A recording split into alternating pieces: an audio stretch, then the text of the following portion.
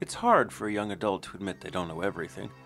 Perhaps the reason I latch onto the paranormal is because of that. It keeps you humble, brings you down to earth, reminds you that you don't have all the answers.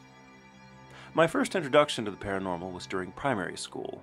My lower school wasn't always a school. It used to be a very large manor built by a very wealthy family back in 1740. In 1854, they added on to it to give it more of a Scottish castle look. The heads of our school love the manor.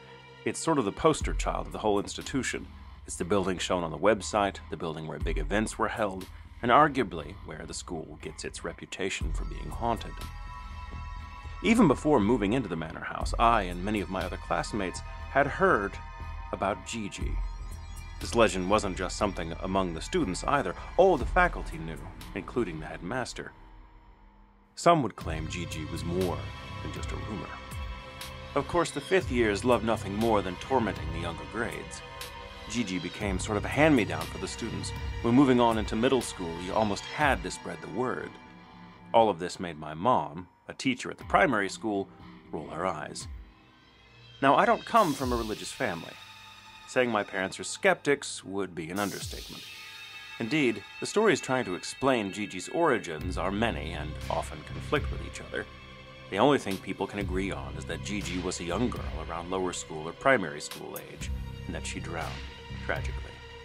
This might carry some weight. There happens to be a large black and white picture of a little girl who's connected to the original founders in some way. This picture always bothered me because not only was it an actual photo of a girl who died at a young age, but it was near the kindergarten room. Kindergartners don't need to see that in their lives.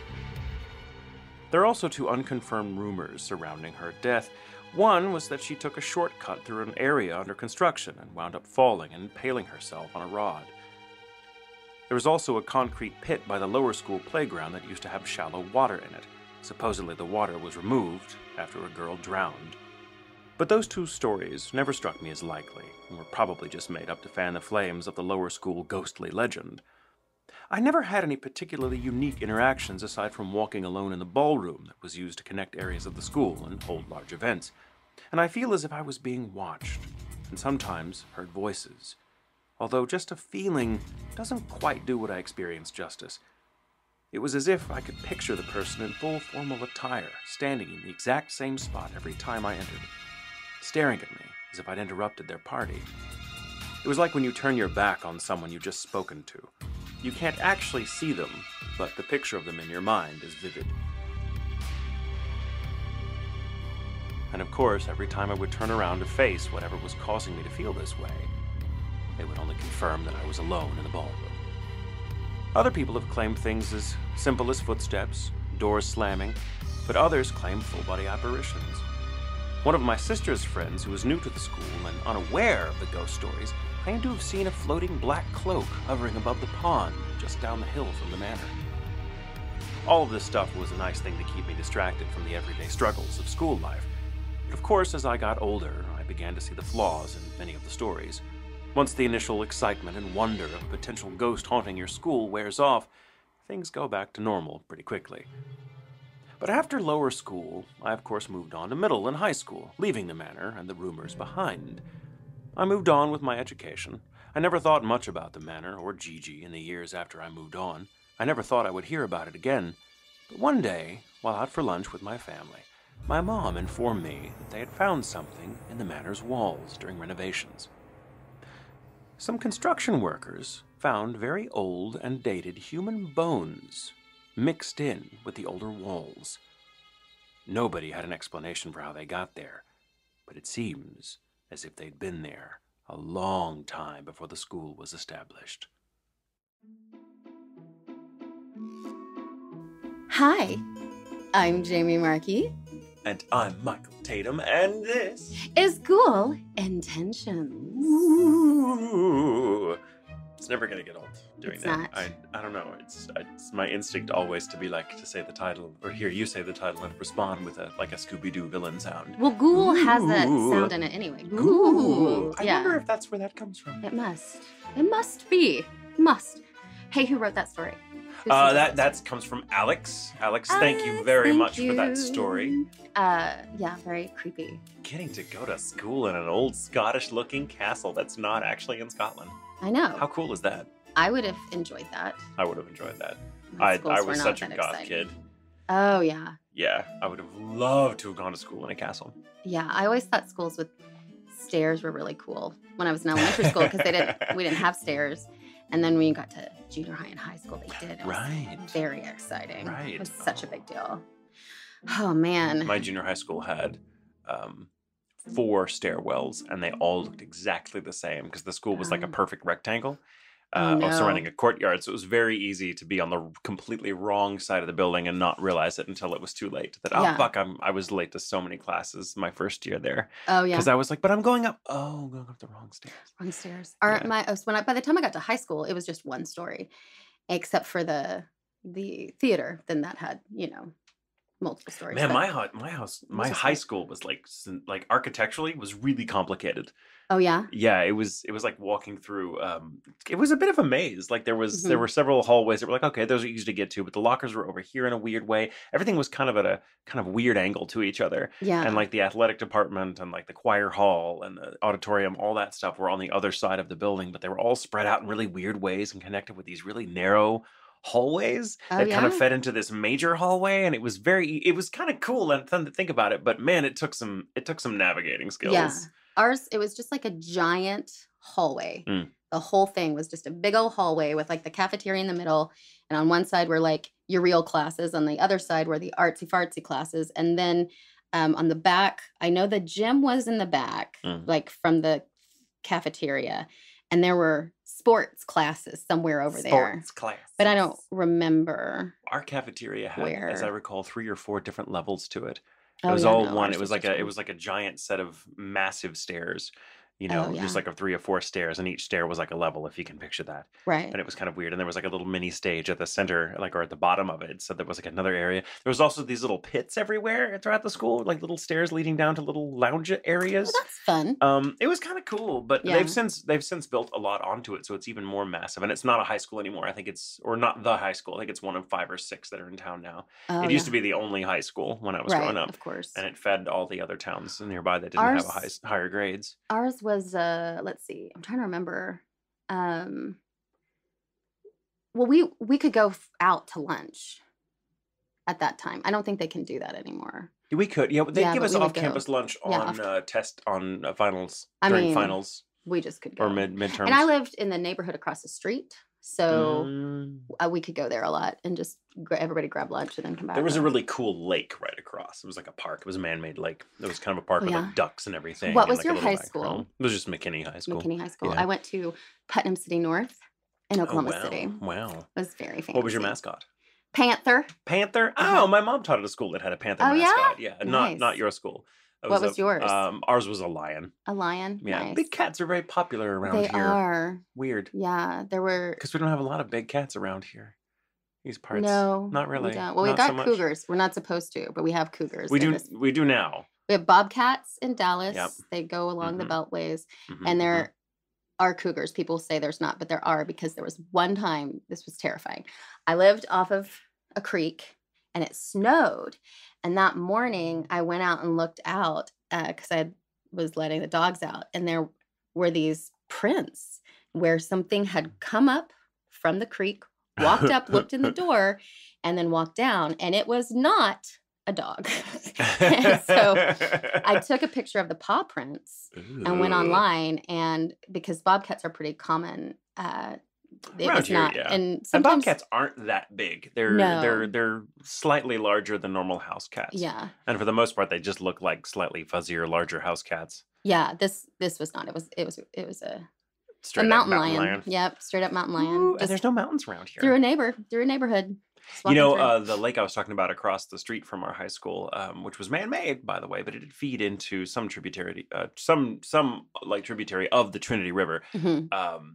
They found fucking alligators in it. Straight Oh, up shit. alligators in it one year. It was after I'd graduated, but Yeah. and everyone's like, "Oh, that's surely a rumor. That's bullshit. People make up shit." Because it wasn't even that big of a lake, Right. so it's like you can see the whole lake from pretty much any point of the shore. it just seemed odd. It was more of a really large pond, but people were like, no, alligators. And then people didn't buy it for a while. And then someone actually caught one. And there's a big picture of them in the newspaper. And Oh they my found others. gosh. And people were like, oh, so they started putting signs up everywhere. Like, Yeah. no swimming. There are alligators in this lake. And I'm like, what the Careful. fuck are alligators doing This in is too far in north. fucking North Texas? Yeah. Anyway, It's really weird. what's our title today? Our title, Speaking of things that that don't belong.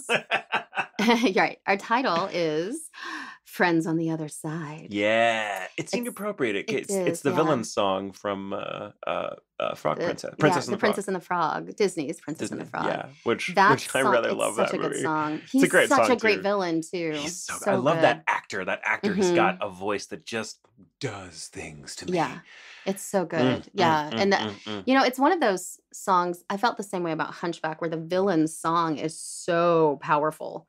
Man, that's the I great thing. felt- Disney yeah. villains are great because when they get a good song, and most of Mhm. them have a pretty goddamn good Mhm. song. I mean, Ursula has a great song. Yeah, yeah, she does. And Cruella de Vil, she doesn't sing her song, but her song is iconic. And Maleficent turns into a fucking dragon Yeah, she's one of the only villains I think that the classic villains that doesn't have her own song. because she turns into a fucking Yeah, dragon. you don't need no song when you That's can right. turn into a dragon, That's right. motherfuckers. So, and the reason we went with that is I love all the because- tangents we're going. I know, we on can't help there. it.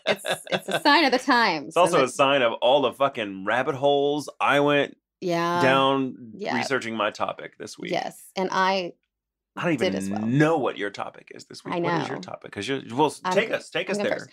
My topic is for this episode 50. Can you fucking believe it? Manchac Swamp. I think that's how you say it. Manchac. I think it's Montauk. Montauk. I've always heard it as Montauk. Manchac Swamp and the Voodoo Queen, Aunt Julie Brown. Not Ooh. downtown Julie Brown. That's different.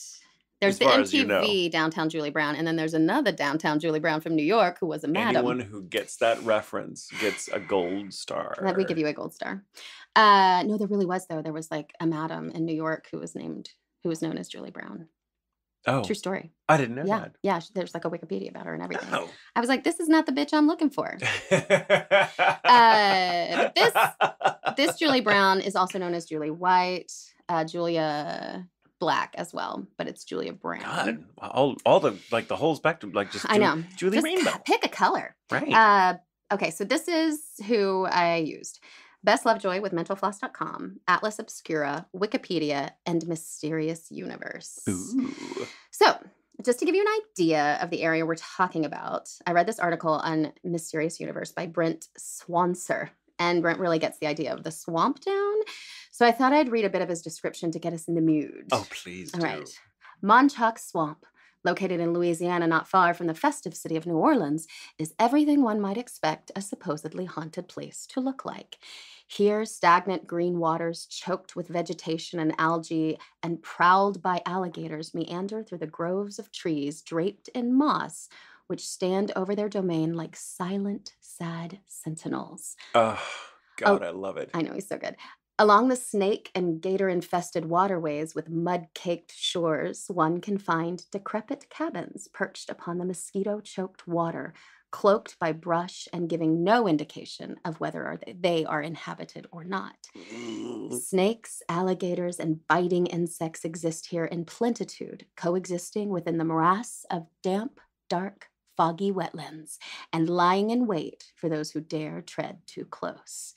This forsaken place perfectly lends itself to spooky tales and lore, and the Manchac Swamp certainly does not disappoint. Oh my God, I so wish I was smoking a joint right now. I just Yeah. love it. I'm just like, God damn it, I want to go into the swamp. I But then I don't. I read that and I'm like, I want to go, but I don't. Can it just be in a video game? yes. And like can it be in a VR game? And Yes. I'm just going down the bayou. Because like I'm a romantic. The idea of like a gothic swamp just really does So it for great, me. but then mosquitoes. You just bring off. Or you know what we used to do? We used to Just take bring off. rocks of sulfur and put them in little socks and like you Yeah. beat yourself with it. Because that kept the bugs off. Or you can That just was watch the The old way to Princess do and it. the Frog. They go down the swamp and then you can live vicariously through the cartoons. Okay. So now that we're in the swamp, we all feel sludgy in the swamp. All right. I can feel the humidity, the heavy atmosphere. I can hear the bugs. Good. Chirp, chirp, chirp. The Cricket, slopping cricket, cricket. water. Yeah. Slorsh, slorsh, slorsh. Okay. At the turn of the 20th century, the towns of Ruddock, Frenier, Frenier, Frenier, maybe? Frenier. Frenier. Oh, probably someone out there would call it, be like, it's Frenier. It's Frenier, Frenier, and Napton were prosperous settlements clustered on the edge of Lake Pontchartrain in the Manchac wetlands, about 25 miles west of New Orleans. These towns were sustained by logging and centuries-old cypress trees and farming cabbages in the thick black soil. The railroad was their lifeline, bringing groceries from New Orleans and hauling away the logs and cabbages as far away as Chicago. They had no roads, no doctors, and no electricity, but had managed off the grid. Off the grid. Well, late 1800s. That's not. Yeah, the grid wasn't very far reaching back then. I mean, the grid was right there, but not. It was so close. But anyway, although I feel like those areas still probably are fairly off the grid in Cajun country. It's so hard to build out there because of that swampland. It's very unforgiving. Yep. But this little community had managed to carve out a cohesive and self-reliant communities, all of them. It doesn't make sense now that I said it like that, but they were cohesive and self-reliant. You get the idea. They were society. Julia Brown was a voodoo queen who lived in Frenier, specifically. I love her already. Sometimes referred to as Julia White or Julia Black, she was known to offer cures to what ailed the residents of Ruddock, Frenier, and Napton. And she was powerful. So powerful, in fact, that when people didn't need her help, they stayed away out of fear. You see, Julia seemed to be able to predict the future, so many considered her an oracle. Several times, she had predicted nearby disasters. Without many visitors, Julia would sit on her front porch and sing songs about the next impending disaster. Her most famously sung... God, I love it. I love it. I'm like, that's where you'd find an oracle, in the fucking swamp. Her most famously sung song was, "One day I'm going to die and take the whole town with me." Oh. I love Nico Case's cover of that song. It's so good. Sadly, on September 28th, 1915, so not quite 2 weeks shy of 104 years ago to the day this airs. Oh, because shit. I cannot stop fucking doing that. Goddamn. With dates, it's always, I don't understand it. Are you her? Are you her? I don't know. But I just shouted from downstairs when I was talking to, looking it up and everything, doing the research. Yeah. I was like, motherfucker. Jack was like, what? I was like, I did it again. He was like, what? I was like, this fucking story. He's like, is it the same month, like within a week or so? And I was like, yes! And that's the song you're going to sing from the front porch of your bio That's cabin right. is Oops, I Did It Again. Yeah, and also get these fucking mosquitoes off of me.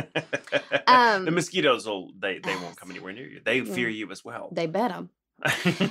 So, September 28th, 1915, Julia passed away at 70 years old. Being that they lived in 1915 without electricity and modern embalming techniques. That's like 120 by today's standards. Yes. Yeah, true.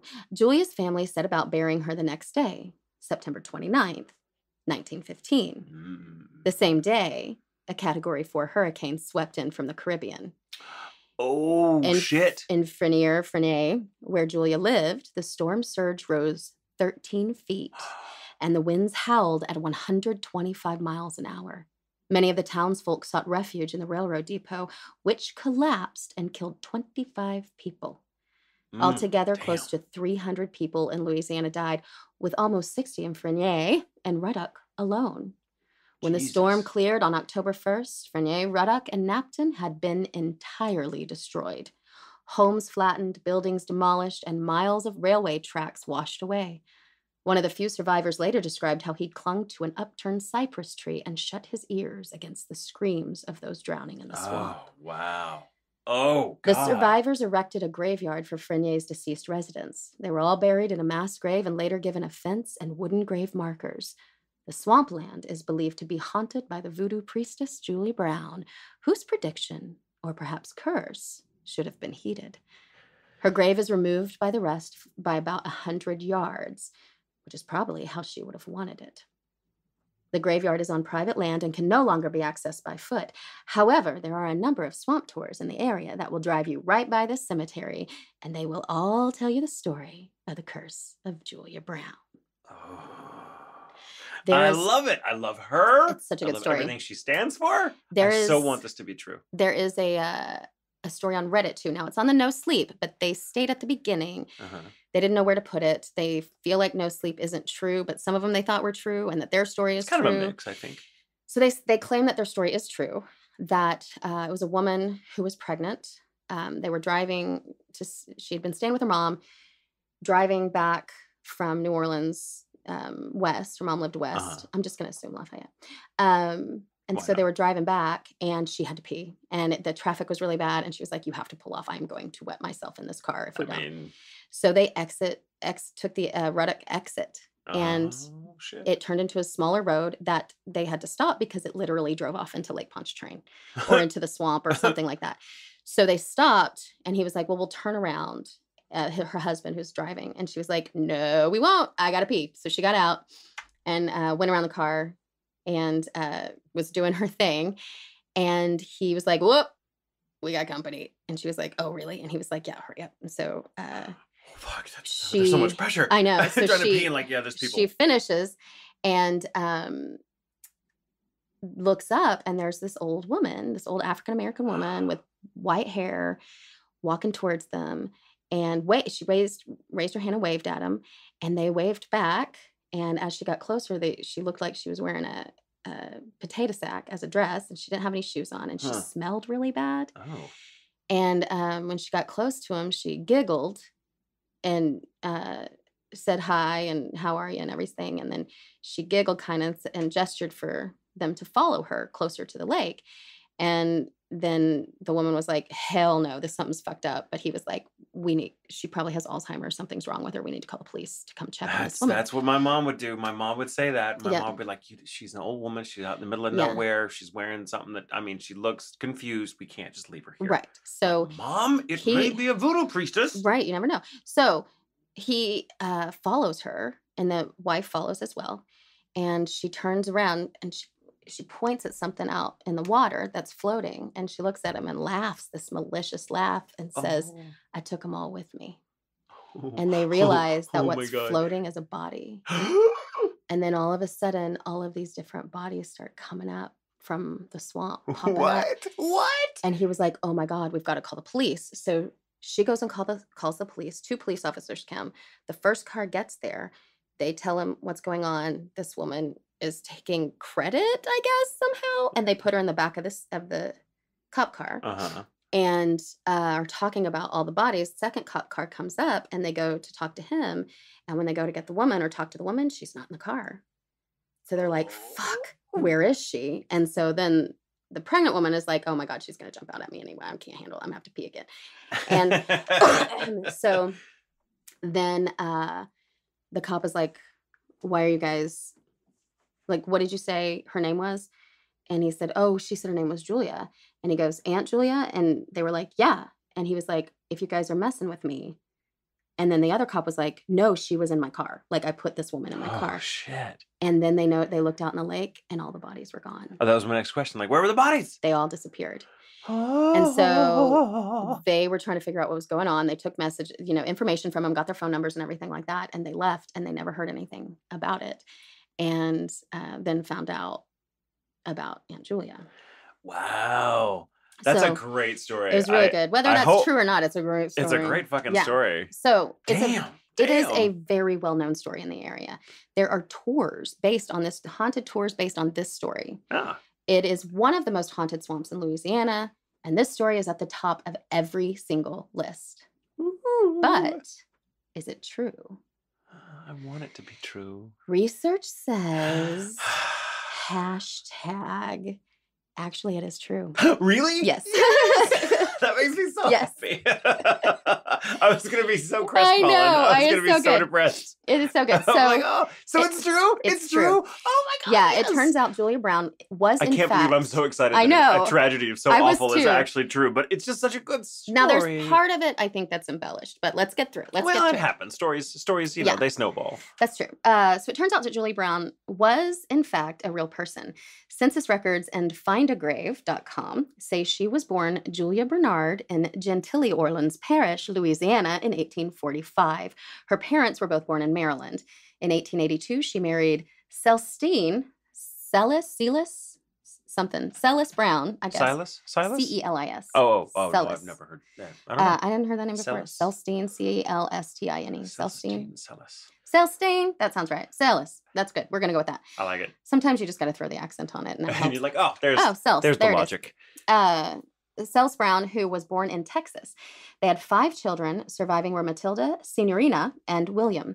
About 20 years after their marriage, the federal government gave her husband a 40-acre homestead plot to farm, property that likely passed on to Julia after her husband's death sometime between 1910 and 1914, which is a big deal. Mm-hmm. This is a Black family that the government gave. And I don't know why they gave him this property, but it's a big deal. Huh.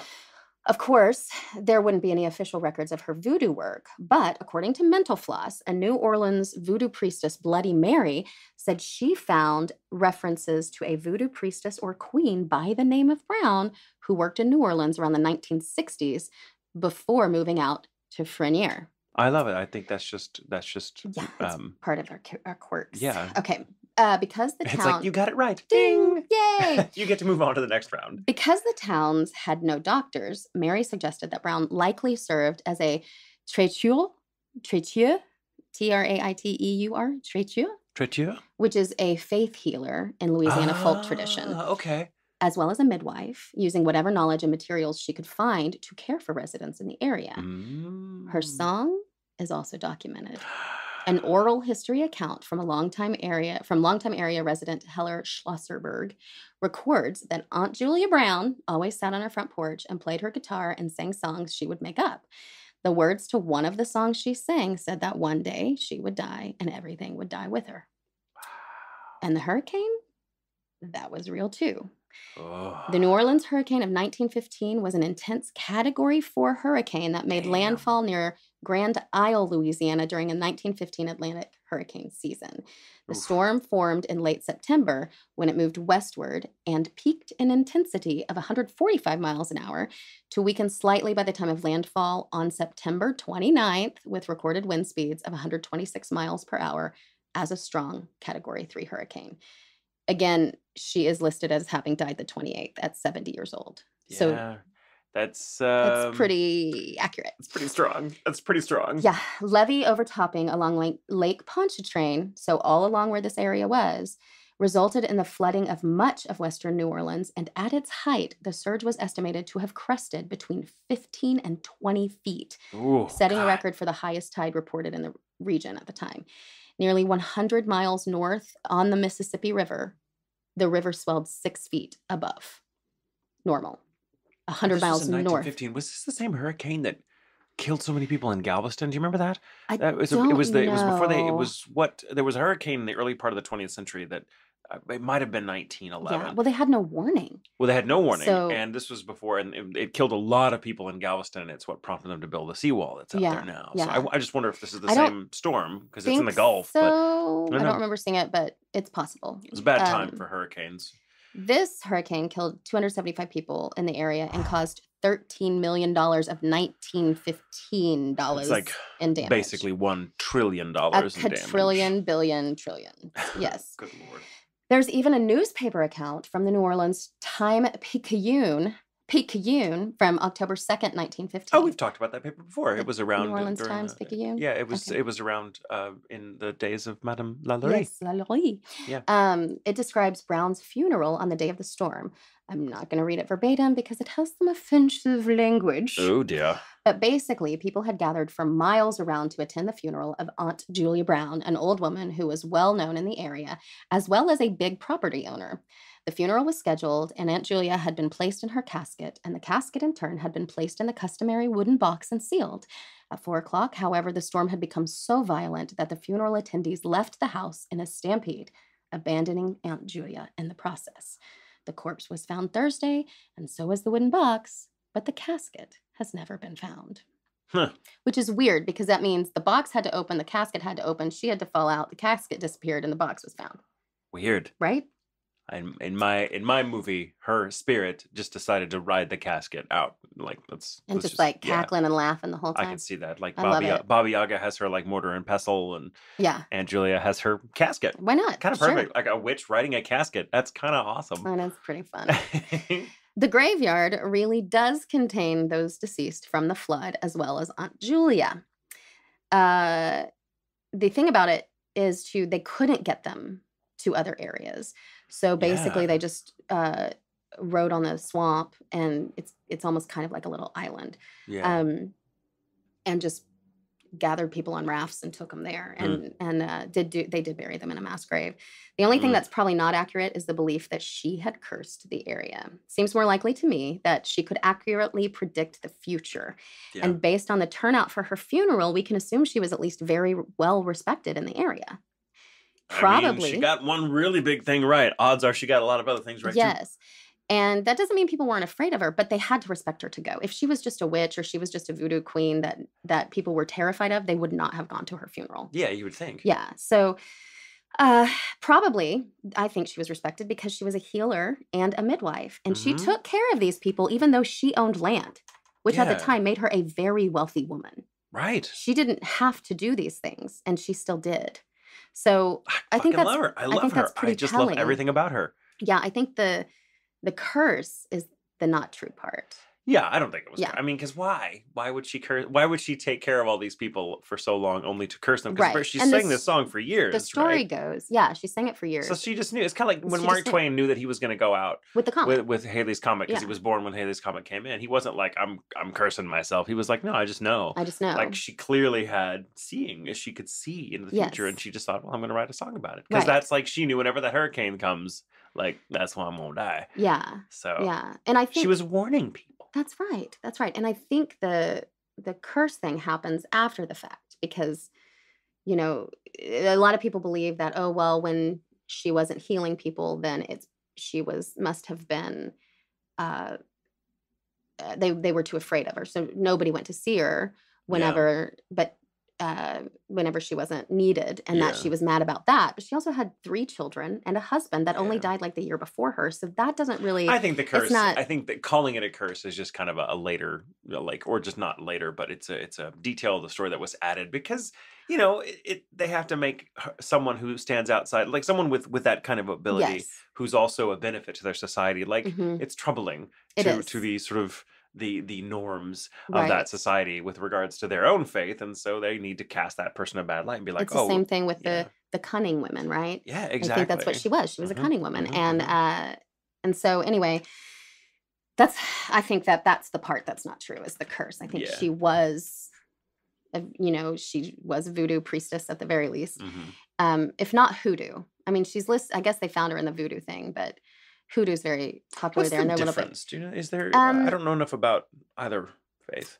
Hoodoo, I think, is more localized. Okay, it's more like its own. Voodoo came over. Yeah. Right, and so hoodoo, I think, took that, and voodoo from like Haiti. It's largely from Haiti, isn't it? Yeah, and I it's think so. kind of we were just talking out of our ass, so if we get it wrong, sorry. I think voodoo is African traditions, shamanistic traditions that were kind of filtered through Haiti at the time, and then came to the Caribbean. I think hoodoo is filtered through that mysticism of New Orleans. Okay. Because New Orleans is one of those places that it's like, oh, it happened in just Louisiana altogether. Oh, is Louisiana? I believe it. Right. The end. I believe it. Sure. There's just an energy to that area. Absolutely. Yeah. Having been there enough times, and I'm like, I can vouch for it. If I wasn't a believer, I think a couple of days in New Orleans would seriously make me go, maybe I'm wrong about my skepticism. So okay, we already have established that swamps are fucking creepy, right? I love it. For me, I think I've decided a swamp is just like a forest with alligators, snakes, and more mosquitoes. I mean, no, thank you. You're not wrong. I don't want that. This swamp, Manchac swamp, this particular swamp happens to be considered one of the most haunted bodies of water in the world. Really? Yes. Man, New Orleans gets all the, like, that area gets all the cool shit. They also get all the death. No, that's So true. much. That's true. So much Well, then of they that. deserve a lot of the nice That's things. right. You get all of your haunts. You get all Congratulations. you get all the cool reputation. Then. That's right. That's exciting. Terribly insensitive of me. I take It is that back. I'm insensitive. just saying, like, never mind. Go on. I'm gonna stop talking. I'll let you finish the story. I really enjoy that you just did that. It was fun for me. Okay. And everybody who's from Louisiana is like, I mean, you're not wrong. So, first of all, you've got the hundreds of people that died in the area already. Yeah. It's rumored that every once in a while, still a body will float from the muck up. Well, I think because if it I got understand caught. correctly, like those bodies can be preserved under that water Mhm. for a long time Well, because you of all think the about- minerals and everything under there, It's- like the bog people that were It's, found. yeah, that's what I was you going to know? say. It's no different than the bog people. So Yeah. that happens. And even if they're not bodies from the storm, there's still bodies turning up from somewhere because the swamps are a known dumping ground. If you've Yeah. watched TV ever that takes place in there, everybody's Mm. dumping a body in there. Mm-hmm. So it's fucked up. That's all of that shit's fucked up. For a while, people thought this was just a fun little thing. People thought they were even seeing ghost deer in the area. Ghost deer. I Ghost like deer. that. But it turned out it was just this rare group of albino deer. Oh. And I guess I find that hilarious that everybody's like, it's a ghost deer. It's a ghost deer. There's just all these And the albino deer's deer. Like, no, I'm just fucking albino. But still, there were a group of albino deer in the area. That's weird in itself. That is weird. They were It's drinking dead people water. That's probably what it is. Dead people water. Takes all the color out you. Now, a lot of rumors are said about Julia, of course. We've talked about she would give the passersby the evil eye, or she creeped them out with her songs. She was angry, blah, blah, blah, blah. People are also sissies. Like, people are going to be like, oh, that old woman scared me. Yeah, exactly. From the stories I've read, visitors and locals report spooky tales of moans and screams from an unknown woman's voice. Cries from the victims of the old hurricane are mentioned that can still faintly be heard in the distance. And some people even report hearing Julia singing her songs. I mean, if I were Julia. Yeah. And I had those gifts, I mean, of course I'm going to occasionally use them to creep people out. Because it's just, you got to have your fun. You're entitled to your fun. It's a gift for a reason. Yeah, it's like, use it. Fuck with some of the stuffed shirts. A little bit. Make some of those people uncomfortable. Yeah. So, the cries of the woman could be her.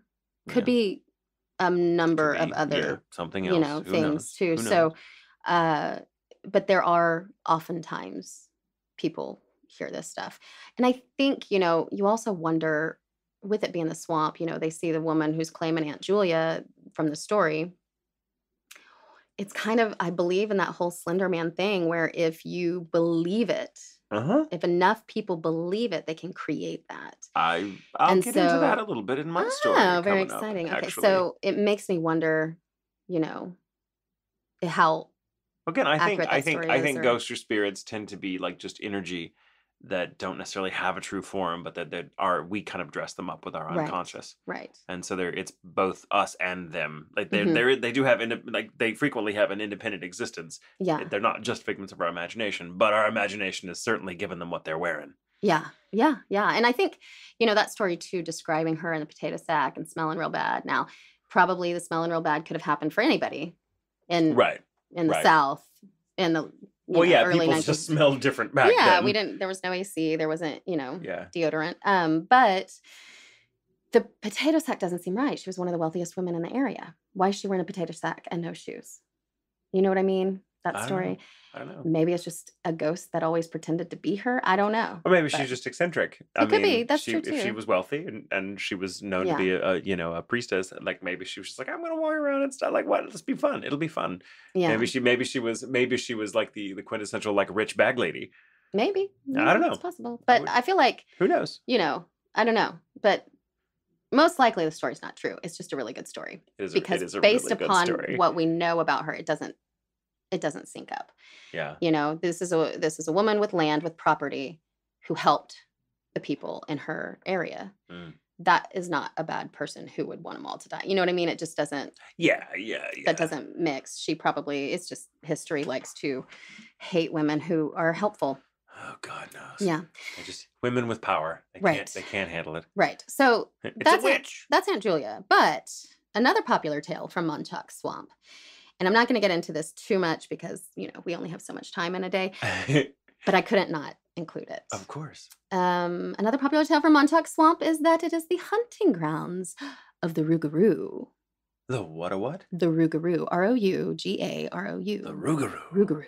Oh, I like it. It's basically a Cajun version of the werewolf. Oh, yes, a Cajun werewolf. Yes. Fuck yeah. And this is also from that guy that I said at the beginning. Let me see if I can find his name real quick. Mysterious Universe, Brent Swanser. Okay. Brent Swanser. The Rougarou. The Rougarou. The tales of the Rougarou have many variations, but it is mostly described as being a hulking beast up to 10 feet tall with the hair covered body of a human and the head of a wolf, or in some cases a dog, often with pale white fur and with very prominent fangs and red eyes that are said to glow, which stalks the swamps, bayous, and fields of Louisiana. I think I dated this guy. You may have. Back in college. This is Jack's quintessential werewolf. Yeah. Jack approves. He approves. He is very particular about his werewolves. He does not like just a wolf, just a big wolf. Like, no, it's supposed to be humanoid. It's got to be humanoid and terrifying. And he feels unnaturally strong about it. Because I'm like, werewolves and houndstooth. He's just trigger I wonder him. if those are connected. I mean, linguistically. Little known fact about Jack: houndstooth makes him irrationally angry, and it makes me laugh. So whenever I see it, if I'm out, I'll take a picture and send it to him. He hates houndstooth. He hates it. It's hilarious how much he hates it. Anyway, I don't know why. Well, the other day he came running toward me. He was actually going to just tackle the dogs to be playful, but I didn't realize the dog was next to me. So I thought he was tackling me. And for a brief moment, I thought, fuck, am I wearing houndstooth? It's true. So other tales say that it's more decidedly ghostly or spectral apparition which glows in the night, or a beast which can become immaterial or disappear at will. The mysterious beast is said to be able to change its shape back and forth and can even take on other forms such as were-pig, were-cattle, or even were-cranes. The story... Yeah. I'm sorry, a were-crane. A were-crane. I mean, were-pig sounds funny, but it actually, when you think about it, it's fucking terrifying. Because pigs are already, they'll eat anything. Right. A were-cattle is just a cattle that serves a purpose beyond meat. Because, what else is a cattle? What else do they do? They fart a lot. They're terrible. But anyway, they're delicious. A were-fart. A were-fart. But a were-crane. A were-crane. Mm-hmm. The story of the Rougarou has many forms, with the most common being that it is a curse that has to be transferred to another by drawing blood within 101 days, and which can only be broken through passing it on to others. This is usually done by either viciously attacking someone or, in other versions, simply gazing into another's eyes.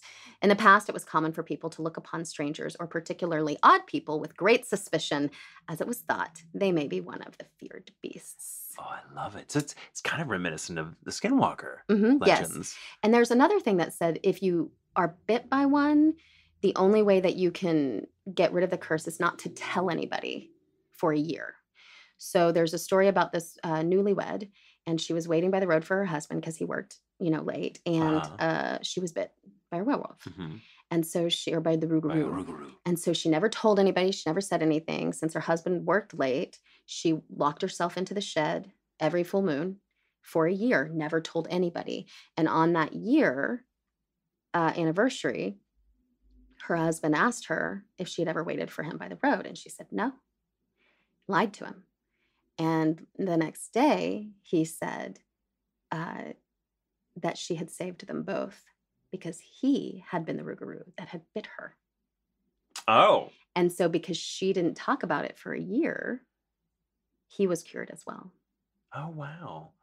Man, that's a great story. I know. I don't like what it's an allegory for. I know, right. There's a lot to unpack there that makes me very uncomfortable. Well, and there's a lot of different stories regarding them that you can see. Those allegories are about, being pure or being honest or being silent. Keeping it quiet, keeping things quiet that not everybody needs to know. And a lot of it has a religious kind of connotation too. Yeah. Which certainly goes into it because, you have especially a lot of Catholicism, which lends itself to a lot of mysticism anyway. So, Well, especially that area, because they get the Creole, yes. Spanish and French Mm-hmm. Catholicism Yep. is very interesting. Its Uh-huh. own kind of branch. Well, and then, I mean, if you look at Mexico and Yeah. all of Yeah, that, yeah. but as steeped in folklore as the stories of swamp-dwelling werewolves might be, there are many reports of people actually claiming to see them to this day, or to hear their eerie howls piercing the night. Not a lot of wolves in Louisiana, so keep that in mind too. Yeah, wolves don't tend to hang around swamps. No. Some rather dramatic reports have even told of the creatures chasing cars down on the road or slaughtering cattle. Their large, hulking appearance and hair covered bodies have led to the theory that rather than werewolves, what is being seen is perhaps some Bigfoot like creatures. Yet there is very little evidence of the creatures one way or another. Nevertheless, if there are Rougarou out there, whatever they are, then Manchac Swamp is said to be one of their favorite haunts. Mysterious lights, shadowy apparitions, orbs of light, and glows emanating from abandoned cabins are commonplace here, as are a few stories of monstrous alligators far larger than normal prowling through the remote areas of the swamp. That then make their way to my hometown Uh-huh. and hang out in the lake near the high school. Yeah, don't go to the lake. You can take tours of the swamp if that's your jam, but I saw an alligator jump onto a boat in one of those Nuke's Top 5 things, so I don't think I can do that shit. I'm out. Marky out. Fuck a swamp. Fuck a swamp. There are a lot of ghost tours in that area too. So if you're in the area, I would do it. you I could would do do it. a swamp I probably tour. would do a I swamp. would do a but swamp tour. I just bring a lot of off.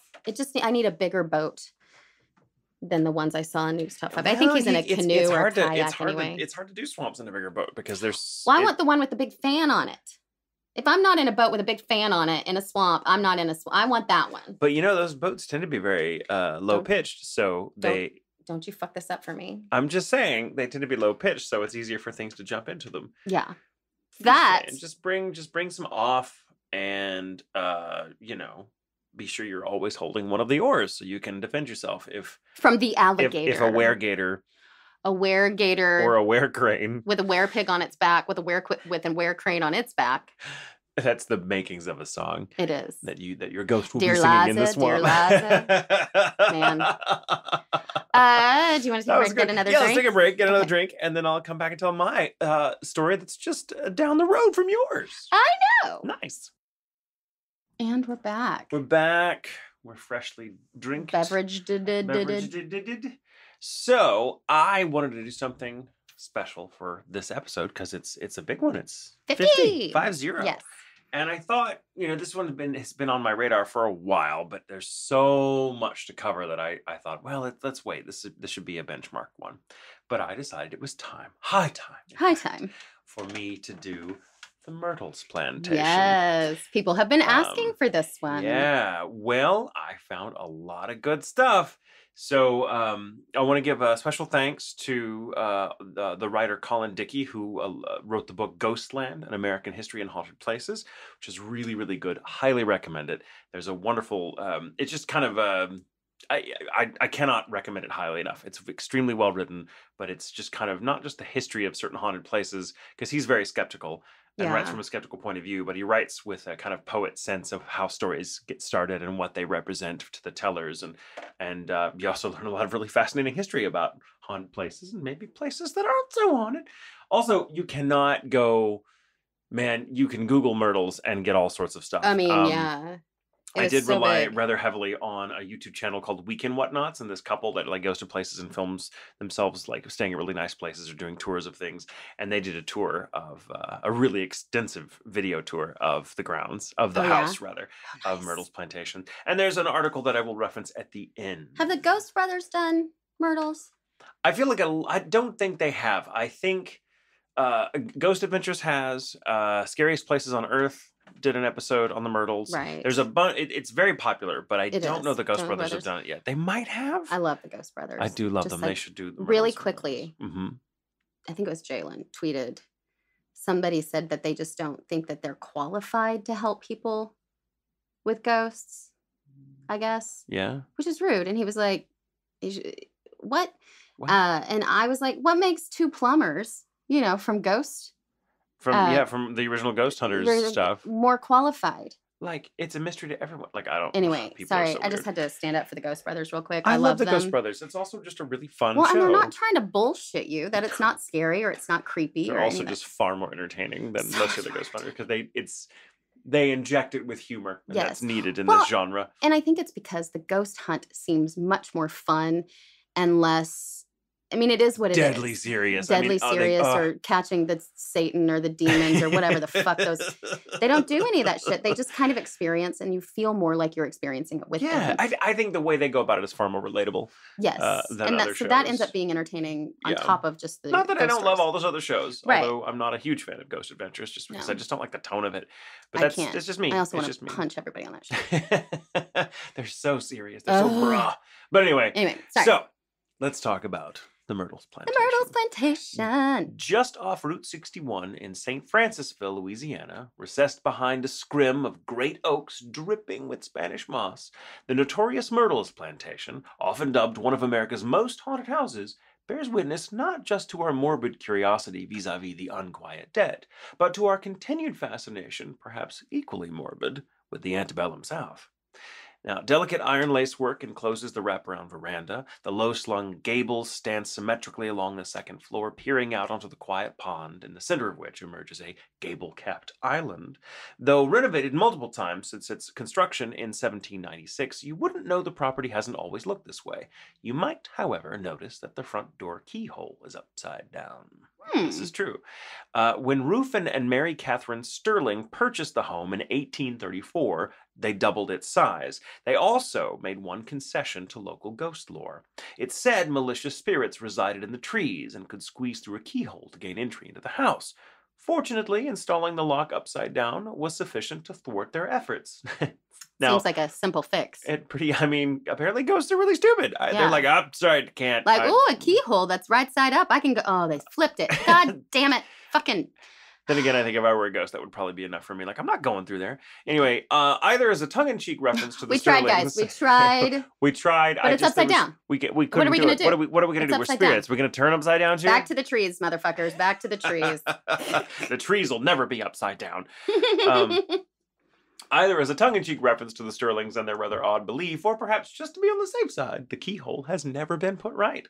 But it's not so much the nameless phantoms supposedly roaming the foliage as the legendary pedigreed spirits wandering within that give the Myrtles Plantation its haunted reputation. Surprisingly, though, the original owner isn't one of these ghosts.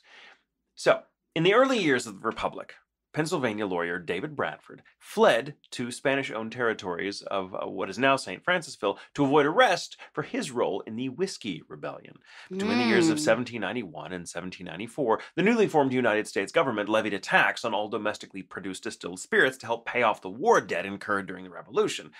This pissed off a lot of people. I'm sure. American whiskey was by far the most popular of these distilled spirits, so the tax got the name, the whiskey tax. Now, for farmers who tended to shore up their annual losses by transmuting surplus grain into liquid gold, this didn't sit too well. It cost them a lot of money. It also wasn't popular among war veterans, who hastened to remind Uncle Sam that taxation without representation was the very issue that sparked America's fight for independence in the first goddamn place. Right. Protesters across western Pennsylvania weren't above inciting violence to ward off tax collectors. Things finally came to a head in July of 1794 when the home of General John Neville came under siege by an impromptu militia in response to his having served writs to local distillers. George Washington himself rode out to quell the insurgency, told they were facing an army of some 13,000 men provided by the governors of Virginia, Maryland, New Jersey, and Pennsylvania. The whiskey rebels fled. David Bradford, then the Attorney General for Washington County and a very vocal opponent of the tax, followed their example. Harriet Branton describes his colorful escape in her book, David Bradford and His House. On the night of October 25th, 1794, she says, warned of a cavalry unit approaching with orders to claim the $500 bounty on his head, Bradford leapt magnificently from a rear window onto a horse and galloped off into the night. That's fancy. With the soldiers in hot pursuit, Bradford made for McKee's Rocks, where he traded the horse for a skiff and made like hell down the Ohio River, trading gunfire all night long with his assailants. Because of whiskey. While hugging the opposite bank. Now, securing passage On a keelboat bound for New Orleans the following night, Bradford watched with a mixture of pride and awe as the skipper ordered his crew to disarm a party of soldiers who'd boarded with the intent to arrest him. Guns were unceremoniously tossed into the river, and the Nice. soldiers pelted with coal from the cargo hold. Thus, David Bradford said farewell to a young America and came to Spanish-owned West Florida, today part of Baton Rouge, where he built a modest 8-room house in the Creole style on several acres of land he called Laurel Grove. Baton Rouge. Baton Rouge. He eked out a comfortable, if somewhat lonely, existence among the fragrant crepe myrtles for several years before John Adams issued an official pardon in 1799 for his part in establishing a boundary between America and the Spanish territories, called the Elliot's Line, permitting the family Bradford left in Pennsylvania to join him. Oh, well, that's nice. Fun fact, while he has a suite named after him, the only portrait of General Bradford currently on display at Myrtles is the sketch from his wanted poster. Oh, Uh, that's fun. right? Bradford's wife, Elizabeth, managed the plantation after his death in 1808, and a few years later turned the keys over to Clark Woodruff, one of Bradford's old law students and now son-in-law. When Elizabeth died in 1831, Woodruff, by then familiar with more than his share of tragedy, as we'll see, moved to Covington with his surviving daughter, Mary Octavia.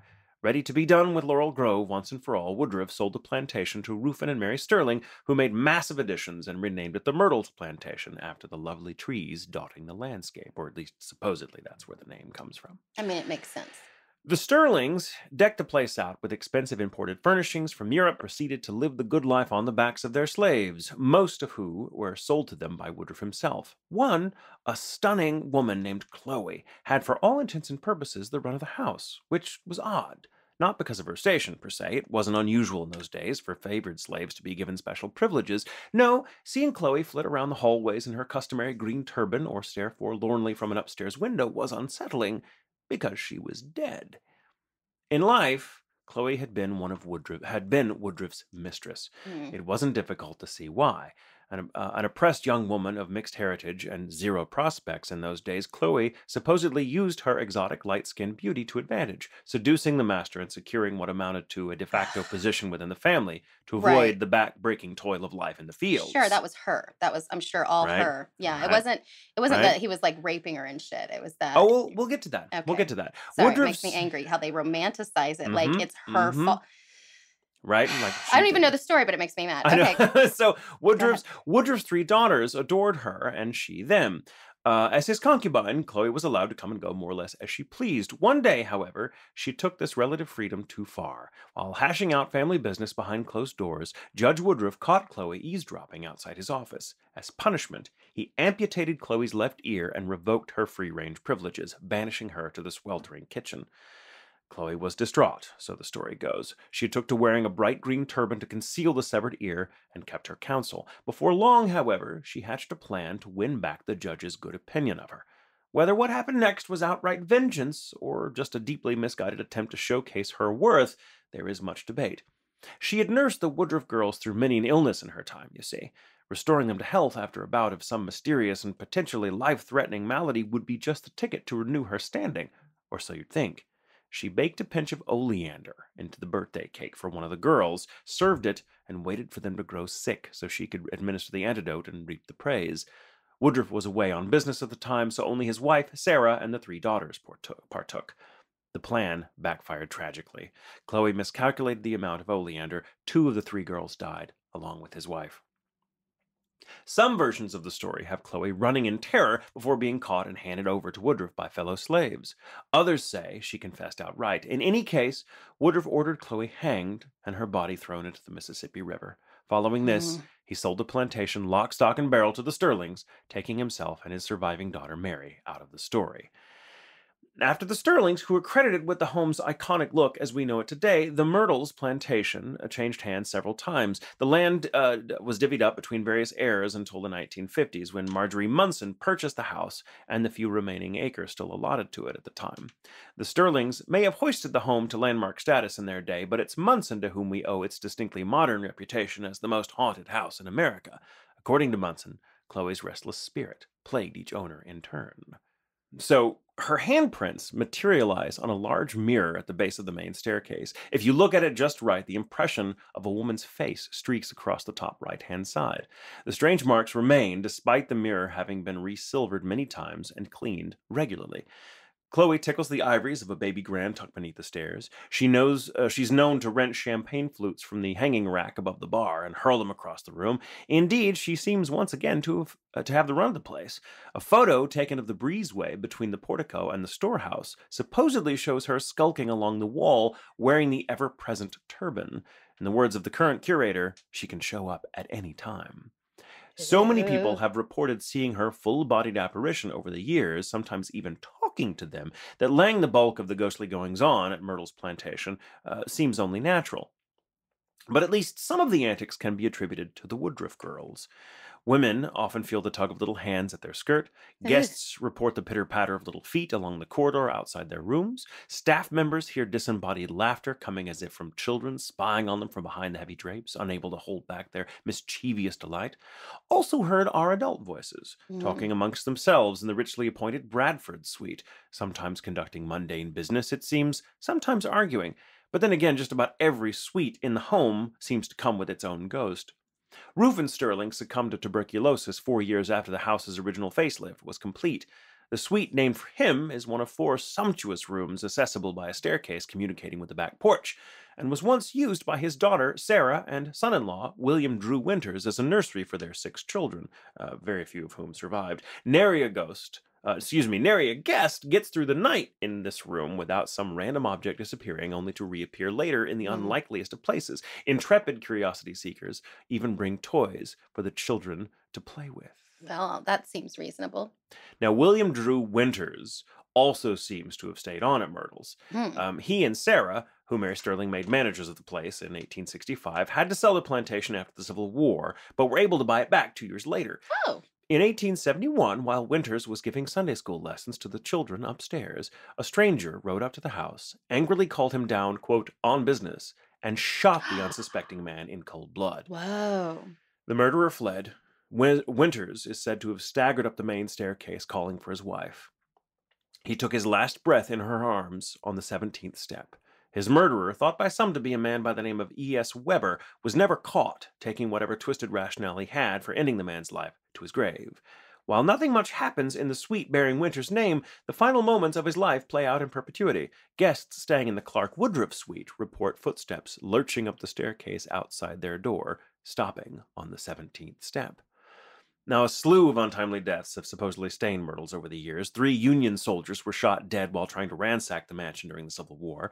A Confederate soldier named John W. Leake shot himself in the foot to get out of serving and let the wound grow infected. He died while convalescing in the room that now bears his name. That's a whoopsies ghost for you. No shit. One of Sarah Winters' 6 children, Kate, died of typhoid fever at the age of 3. Harrison and Fannie Williams, who ran the plantation in 1868, they had it briefly. So when Winters had to sell it briefly during the Civil War, and after the 2 years, it went to a U.S. Marshal, and so I think Fannie and Harrison ran it. I don't think they owned it. Okay. They bought the plantation they had the plantation in 1868, and they had the singular task of sustaining it through the first years of the post-Civil War era, which of course was one of the most difficult times for the South, because their economy was completely ravaged. Right. Well, and when you had a farm that was run with slave labor. And now it's like, oh, we have to pay people? Yeah. Fuck. Then you go down. Yeah. That's what happens, people. That's what happens. Yeah. They lost their oldest son, Harry, when he drowned in the Mississippi River while rustling cattle ahead of an oncoming storm. Handcrafted porcelain dolls adorning the room named for Fanny. That's fucked up. Reportedly move on their own. Don't like it. Shifting positions when no one's looking. I hate left that one in just for you. I don't like it. I don't want it. It can go fuck itself. As if that weren't enough, rumors abound that the parking lot is built on top of an ancient Native American burial ground. Of course it is. The Tunica, I think I'm pronouncing that right, Tunica, a group of native tribes famed throughout the Mississippi River Valley during the colonial period, are thought to have interred their honored dead on the grounds where Bradford built the home's original incarnation. To some, this accounts for the rap sheet of tragedy that followed. In his book, Ghostland, I just American gotta say History, real quick, I'm pretty sure everywhere during the Civil War was just riddled with death and disease. With his, right? Yeah. Right? It was know everywhere. Whose fault it's not? the Native Native Americans. Americans. They were like, fuck you guys. Right. Why are you having a civil war? This was ours, motherfuckers. Like we didn't. Yeah. Anyway, sorry. It's so true.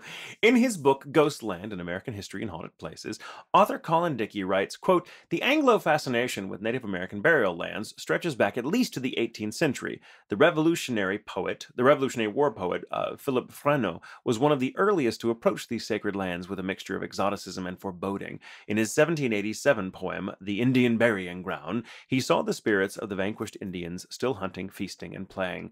Thou stranger, that shall come this way, no fraud upon the dead commit. Observe the swelling turf and say, they do not lie, but here they sit." This particular wrinkle in the legend can be traced back to Frances Kermeen, who bought the plantation in 1980. She aimed to transform the house into a sumptuous bed and breakfast, but quickly found herself besieged by paranormal activity. Balls of light whizzed around and hovered throughout the house. Candelabras floated midair. Sickeningly sweet perfumes assaulted her nostrils out of nowhere. Chloe appeared frequently, menacing guests, sometimes appearing over their beds and admonishing them to leave. Clark Woodruff's ghost made unwelcome overtures to young ladies. Wow. But most curious of all was the spirit of a Native American woman seen sitting beneath a weeping willow opposite the pond. She was new to the cast of ghostly regulars. Witnesses recount her turning to face them, disappearing gradually as she held their gaze. This led Kermeen to speculate wildly about the ghost's origin.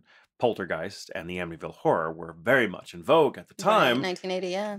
The parking lot, she concluded, must be on top of a Native American burial ground. Right.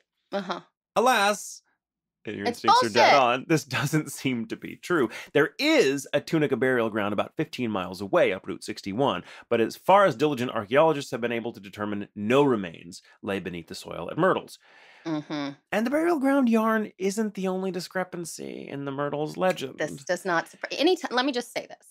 Anytime something happens and they blame a woman, especially a slave woman, who they romanticize her relationship, then they blame her.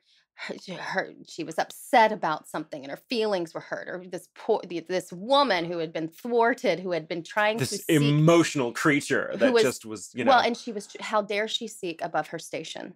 How dare she? Yes, and that's what it all comes down to. And I feel it's always bullshit. It's always bullshit. And it's the same thing with the Native American burial ground stuff, which is discussed before. I think it tends to be our way of processing the cultural guilt. Yeah, we feel we're like, well, it's on one hand, we want to believe. Well, hold off, because we'll get to that. We'll get to that in a second. But it's not the only discrepancy. For the matter of that, even the story of the original builders daring escape from Pennsylvania is a huge exaggeration. Bradford left Pennsylvania at his leisure, not on desperate horseback or in a skiff down the Ohio River under a hail of musket fire. Which seems a lot for fucking whiskey. Well, it was money. It was money, not whiskey. Right. It was really money. It was just called the Whiskey Rebellion. But it was, follow the money. And he was wanted. I mean, but he just kind of, he was rich. He was like, I'll just take off. I'm fine. Now, the skipper of the boat on which he booked passage to West Florida did admonish a group of soldiers on board, but that's about it. Also, William Winter's last moments didn't play out quite like we're told. It seems he died on the porch, never stumbling his way up the stairs to expire dramatically in his wife's arms. Newspapers of the day reported that a man named E.S. Weber, was to stand trial for his murder, but they never followed up on the trial's outcome, or for that matter, if a trial even took place. So far, historians have been unable to uncover any records indicating legal action regarding Winter's sad demise. But it is the only murder that's confirmed. Right. On that. But some people's stories will tell you, he definitely was shot. Yeah. But he didn't go up the stairs and die on the 17th step. I mean, who counts that anyway? He's like, I gotta get 3 more before I can die. Like, his wife is sitting there crying as her husband's bleeding out in her arms, and she's like, 1, 2, 5, 17 steps. Okay, good, babe. You got your steps in. Look at how many steps you got. But it's a dramatic and very cliched kind of, it's a very melodramatic device in the story. Like, he did die, but he died on the porch. Right. But it's not as interesting to, have a ghost on the porch as just have a ghost on the staircase. Right. So, and again, there are some, depending on who you ask, they'll tell you that there have been 10 murders at the Myrtles Plantation, but the only confirmed one that they found any records of are That one. the Winters, which was tragic. But it's weird that there's not any records about what happened. So whether this E.S. Weber guy was responsible, or whether he took off, or whether vigilante justice took him down, or whatever. We don't know, considering with having slaves, if any of those slaves were murdered, because they wouldn't have publicized that. That would have been hard to talk about, This is very true. Yeah. But... So that's the ghost of William Drew Winters, and apparently even the 3 Union soldiers that were shot and killed trying to ransack. That there's no evidence of that. Right, either. and that was a very. I wondered story. about that too, because it was very common to vilify the other side, and so it was, it made it okay for their side to be doing what their side was doing if the other side was doing bad things too. And I'm not saying that Union soldiers weren't shitty at times, or that there was definitely ransacking going on. There was ransacking going on. I do feel like, it would have been difficult to kill 3 soldiers. I mean, who knows? Yeah. But other way, there's no evidence of it at all. If soldiers were ransacking, it wouldn't have just been 3. Yeah, and the place was definitely ransacked. There was records of them losing a lot of artifacts and furniture and stuff, but there's no reports of any soldier being. I think they just killed. Let them ransack the place. Yeah. Well, and it's a way of taking back some of that. Well, they did, but we killed 3 of them. Yeah. But there's a lot of exaggeration when it comes to those kinds of things. Well, because it makes a better story, and it's like a game of telephone. I think that's what happened with the story. So, speaking of which, sadly, or perhaps not so sadly, it seems the Plantation's most celebrated ghost, Chloe, is also pure fiction. What a surprise. Despite diligent research by numerous historians over the years, no slave by that name or anything close to that name, because they've also looked for Cleo or Clara, has been found in the Plantation's copious records, especially the ones during the Woodruff years. Yeah. And before you think, well, they erased her, Woodruff made sure she paid for her crimes, not just with her life, but with every trace that she'd even lived. He wiped her out of existence. Sound reasoning as far as it goes, and heaven knows it was certainly within the power of a rich landowning white man to erase a person of color from public record if he wanted to. Only problem is Woodruff had no reason. Neither his wife nor any of his children died by poisoning. Right.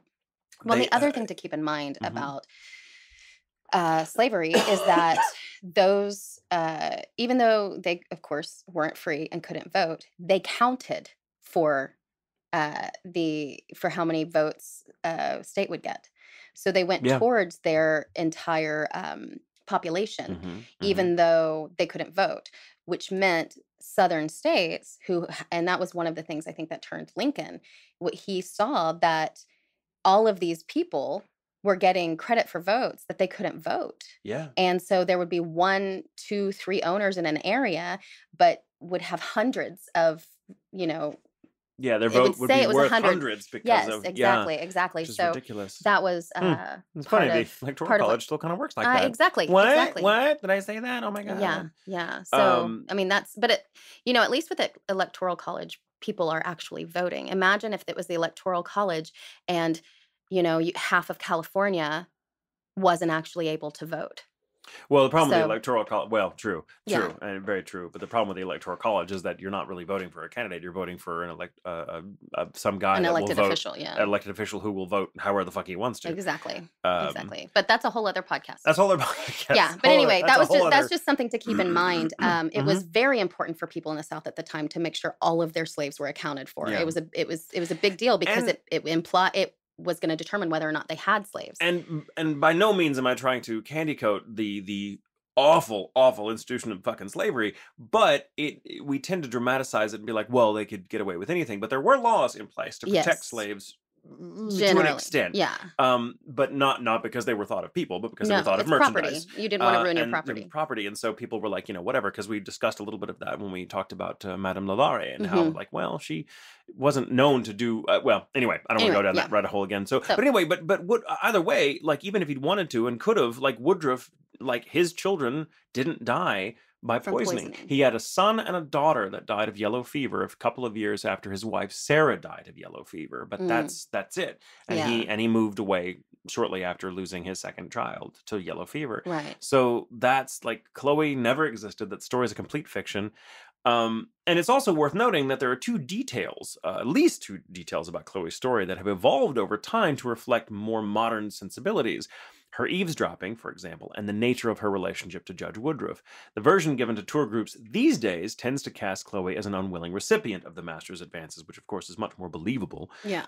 She's said to have complied just for fear of being banished to work in the fields, and so anxious was she to stay indoors, she took to listening in on the judge's conversations because she wanted to know ahead of time if he was in any way displeased with her. Mhm. That element of the story has changed. That used to just be like, well, no, she had the run of the house, and she was like, oh, let's listen in. She was nosy, She was and getting she a better paid the station. price, Yeah. but now the more modern story is like, well, no, she was his unwilling mistress, and she was just like listening in to say like, okay, how long do Survival. I have, kind of thing, which is sadly more believable. And that's another thing. I mean, like Chloe, um, she may not have been real, but I think it's a fair assumption that her tragic story holds up a mirror to the experience of many slaves who were. Yeah. So that's kind of the function it plays, and it's interesting to see it evolve, but it just doesn't seem like she ever existed. Mhm. So how did it all get started? Well, according to some thoroughly researched article online titled "The Myrtles Plantation: Legends, Lore, and Lies," which last I can't find a byline on, Marjorie Munson, who bought it in the 50s, you'll Mhm. recall, got wind of some local stories shortly after buying the mansion in the 1950s and ran with them, making some significant changes along the way. Right. The granddaughter of Harrison and Fannie Williams, Lucille Larson, Lawrason, Lawrason, told Munson, when she asked, that her aunts used to talk about the ghost of an old woman who wore a green bonnet, and so much so that it became something of a family joke. The ghost was never given a name, and in fact, but it was a fact. Excuse me, the ghost was never given a name, but unlike Chloe, who was young and of Mhm. mixed heritage, this was an old woman. Yeah. This was supposedly the ghost of an old woman. It was a bonnet, not a turban. That's a detail that evolved as well. And but that didn't let Munson get in the way. She just kind of created her own version of the story, and she felt compelled to write a song about her, and thus Mhm. the legend of Chloe was born. So it completely came out of this Munson woman who was Well, like, "I bet this happened," you also know? it could just be she was, inspired by the story and wrote a song that is inspired by the story that isn't even Right. she was not even Right. ever saying that was true. She's She just just an wanted to write a artist, story. right? She's Yeah. just writing a Yeah, story. exactly. And then people took that as fact. Yeah, and so here's the thing with the Myrtles Plantation. I don't mean to doubt the validity of anyone who's had an experience there because I No. think stuff typically goes Yeah. on. I mean, and a house, especially a plantation that was Yeah. a slave plantation for much of its history, Mhm. is gonna have some fucking Well, ugly energy it's attached old, to it. lots of deaths. Right. The energy based, with slavery and all of that is awful. Right. We're not saying he didn't rape somebody because it's No. possible. It Yeah. happened a lot. Yeah. That's true. Then also we're not saying he did. Yeah, there's no evidence If that he his did. spirit It is was getting just kind of litigious. it. Um, but Well, he was a judge. yeah, But but I mean, there's no evidence that yeah, he did. But I mean, that kind of stuff did it happen, and happened so people think, well, here's regularly. a great thing. And I think what's gone on with the Myrtles Plantation is that these stories, I think the experiences, the paranormal stuff, like the chandeliers flying around and the orbs and things like that, and the noises and the voices, I think all that was probably legit. And people started looking for stories to explain it. And then once the story kind of gets cemented, that's what you see. Yeah. You go and you see, like, you can look. I'll have to show you afterwards the supposed picture of Chloe, that's Yes, on the between the breezeway, the breezeway it's between very the, famous. it's very famous, but it looks like what you want to see. It looks like a I woman. don't necessarily see, if you didn't tell me to look for a turban on her head or to even say it was a woman, I'd just be like, that's just a weird figure. Right. It's too amorphous to suggest anything unless you come into it knowing what you're supposed to see. Yeah. And I think that's what happens with a lot of these stories. I don't think that, I just think maybe there's stuff that goes on at the Myrtles Plantation, but I Mhm. think we're completely fucking wrong about who it is and why and what their stories are. And so I think it's the power of the imagination that kind of can sometimes create, that can kind of dress whatever's happening up and be like, oh, that's Chloe. Well, Yeah. you didn't see Chloe, Well, you saw something else. and I think it's a Maybe we great created Chloe and she has an existence now because, right because we created it. hmm And it's something to I mean, there's no reason that there can't be someone haunting, that it couldn't be right, something. right. With it, you got the Civil War, you got all of the things. hmm Plantations were, you know, they're so romanticized in history. I mean, you have Gone with the Wind. It's so romanticized. Exactly. Exactly. And the, happy, well, I ain't birth no babies, that whole woman, Right. right? Right. Right. Lovable. And she's been treated well. And so the South Mm-hmm. and the That. Daughters of the Confederacy went out of their way to romanticize the Yes. entire thing to Mm-hmm. make it seem like it wasn't as bad. They were the ones who put up well after the Civil War, we're putting up these Oh Civil War yeah. hero statues, and people freak out about Yes. taking them down. And it's like they're shitty statues that were put up well afterwards. There's statues of people that were fighting to enslave people, Yeah, right. or to So maintain slavery. yes, and they are the ones who reconfigured it to being about states' right and not about Well, and it was slavery. about states' rights, their rights to To have slavery. slaves. Yes, and That's just the so part they don't like to talk yeah, about. if you look at any of the And it's a anyway, testament to how, I mean, I don't want to get too much into it, but right. it's a testament to how much slave labor, the economy of the South depended on slave Yes, labor, because once it was absolutely. denied it, the South just crumbled Yes, absolutely. almost overnight. And so my point about all of this, and people can disagree with me about the Daughters of Confederacy as much as they want, but they're wrong. But more importantly, with plantations in particular, anytime you see a plantation story, ghost story, history, whatever, that look for that That romanticized romanticized version of it, because it's not the truth. And it is not the truth at the sake of the real experience of Mm-hmm. Black Americans that were enslaved at the time. And so we want to make sure when we go over these histories that we're being truthful, not to the Mm-hmm. romance of the story, but to the reality. Yeah. And the reality is not pretty. And and it's hard for us to appreciate that reality, because it's like Yes. we cannot understand. It's hard for most people, thank God, to at least most people that I would want to know. It's hard for us to relate to anyone that would be okay with owning a slave. Yes, But absolutely. at some point in our past, my great grandfather probably did. And it's just hard for us to get in that headspace. And Mhm. it's hard for us to think. It's hard for me, at least, to imagine a time period where that was so normalized that people just, well, no, of course, there's no question. Right. It's like, It's just the way it was. so I do think, and Colin Dickey, the author of the book I referenced, talks about it very eloquently, about how the Native American burial ground trope and the slaves haunting the old plantation trope are very consistent in these stories, and they're kind of they're stories that we tend to tell ourselves that kind of help us process Yes. the guilt. the guilt Yes. we feel. And guilt is kind of a big word, and I know a lot of people resent it because they're like, well, I didn't own slaves, whatever. And you may not have. Yeah. And you may not, and maybe your ancestors didn't, because your ancestors might have been Right. poor, unlandowning whites, which was probably the case for a lot more people than they think. But it's still, there's this temptation to romanticize the South and slavery that I think we're still trying to learn to get away from, because we've just, Yes. and to separating fact from fiction. There is, on the flip side of this, a lot of tour guides at old plantation or Civil War sites, when bringing up slavery, as they have to by due Yeah. diligence. Obviously, it's a vital part of this place's history. Like it's not infrequent for someone in the tour group, or several people in the tour group, to get mad that they Yeah. bring up slavery at all, and they refuse that They don't wanna they hear refuse the to believe bad that it even part. existed. Right. They're like, oh, they weren't slaves. It's more this. They were paid, or they were given food and water, all this. And I was Yeah. like, they were okay, fucking Right. people. Sure. But I mean, imagine being a tour guide that has to, give these tours, and the minute you start Cater talking to these about assholes. these assholes, I would tell them, like, what the fuck? So it's such a weird, and again, we're living in a time where all this seems to be coming to a head again. Like, all these Yeah. ideas about it, people get so up in arms, and it's just weird. So it's really, it breaks my heart. I mean, Yeah. on one hand, to be like, Chloe never existed, because that particular woman may never have existed, or that story may never actually happened. But again, I have to stress that I think she is, or like the way she was supposed to have been treated. We can assume that a lot of slaves had that experience, or as good as. Yeah. Well, and we can Um, take that experience that she's said to have had, and even the fake story is mhm. romanticized, right? Even the Yeah, fake story just is a to kind lesson of for soften. people to Yeah, stay we in their gotta. own place and not try to go Mm-hmm. above your own, because if you do, you're a bad person who would kill children. If you do, you're Yeah, a bad person who deserves to have your ear cut off because you're trying. yeah, How fucking dare yeah. you?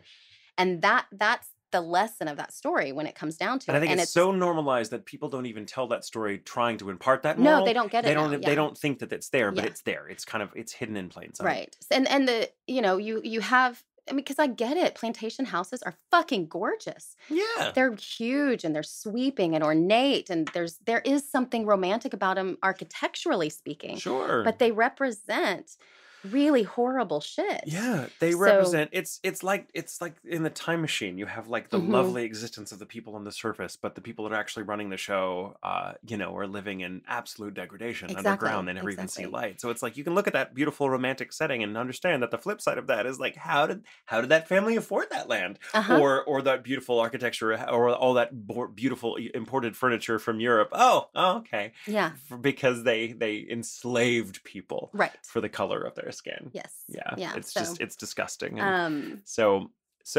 all of which is to say, I have very complex feelings about the Myrtle right. story, because on the one hand, I'm like, I get it. I get why you want to kind of keep that, because I mean, let's be real, sometimes the only way to oftentimes the only way to get people nowadays, or I shouldn't even say nowadays, maybe it's always been this way, the only way to get people really interested in the fineries of history, which of course are never cut and dry, is to kind of dress them up with a ghost story. Mhm. And that's all fine and good, but you can't let the story get in the way of the truth. Right. You've got Or to be like, hide the okay, or truth. exactly, you can't like Yeah. really look at that And story. so whenever, I mean, especially like we've talked about the Native American burial grounds many times, but Hmm. any kind of stories that involve slaves, look past that to see the truth, because a lot of the times it's romanticizing that history, Hmm. and And we don't even you mean don't. to Yeah. mean to romanticize it. Yep. So yeah, that in a nutshell is the Myrtle Plantation. And if there's any moral to that story, I just think, like, for any amateur ghost hunters, I think my rule of thumb is if it has a gift shop, it's probably not actually haunted, Right. Or at least the story unless isn't it's in accurate. Scotland. Right. The story may not be accurate, Right. but it doesn't mean it's not haunted. Well, it is worth asking how many people that have had experiences would have experiences if they weren't told a story ahead of time. Right. It's Yeah, just it's that's true interesting, too. and it gets in the way of genuine investigation sometimes. Yeah, I'm sure. So, Well, in but a place like that too, you get so many people coming in, uh-huh, uh-huh. that it can create a space where n- Yeah. it just like pushes out. It's like it seems like when places are visited a lot, it's either two things happen. One, it like completely closes it off. There's too much energy there for Yeah. the other energy Yeah. to Kind of like your experience of Rome. yes, Yeah. or it has the opposite effect and creates like this fucking portal where every shit Yeah. comes in. Where it's like So everything you imagine is real now. yeah, Yeah, right. it's so You've weird. created it. There was Congratulations. that, well, again, the writer that wrote, I forget his name off the top of my head, but there was the writer that wrote the books very prolifically. He wrote like 60 something books about Yeah. the Shadow, the old radio superhero from back in the day. And I think, Only the shadow yeah, knows. Yeah. exactly. Well, his house where he wrote many of those books is now reportedly haunted by a figure that resembles the Shadow. But Mm. this isn't someone who ever really existed, So Well, not that we know it's of, but like then a that makes you wonder if that experience, like if that house was haunted and he wrote it there, if he wrote the shadow based upon his experiences with whatever that ghost was. he was asked about this apparently, and Hmm. no, he didn't. He never experienced anything while he was there. But it Well, was like the energy of his imagination. Some people created it. created kind of a tulpa, Oh yeah, a figment of the imagination that takes on material reality, that takes on material existence, and maybe that's what Chloe is. it could be. It could be. So who knows? It's all fascinating and very thorny. And but I felt it was high time we talked I about think the it's Myrtles good. Plantation. Yeah, I think So it's really good. yeah, That's a good actually. yeah, that's one That's a of necessary actually. I very think that's necessary something actually. that I mean, that's good. That's why we look into the history to find out what the truth Mhm, is mhm, mhm, or isn't. mhm. Right. Yeah, awesome. That was Whew. good. Well, Whew. there, glad I Man, got I that got off my fired up chest. there. I know. I Makes me I knew so we would. mad. I knew we would. I thought Um, it's a pretty hairy topic. yeah. So Yeah. All right. Well, thank you everybody for listening. yeah, We're gonna go now. Episode 50. Episode 50. Yeah, we have we're recording this on Saturday. Uh-huh. So right now we're gonna go downstairs and do a live stream of the Borderlands. Our Yes. fellas are gonna be playing while we just watch. While we and just I try watch not to vomit because I get Same. first-person shooter sickness. Um, So we're gonna go do that, which should be really fun. Which we'll Yes. probably talk about it on Thursday because this will come out after we've already done the stream. But yeah, keep sending us your stories. Thank you guys for listening again. Thank you everybody who's been going into Patreon. Yeah, Thank you so that's much. been That's really been cool. blown up. You guys are rock. I know we're very flattered Ah, because we've ah. done nothing yet. But make the Patreon. So yes, thank you guys. Keep listening. Give us those reviews, and remember, it's okay to sleep with the lights on.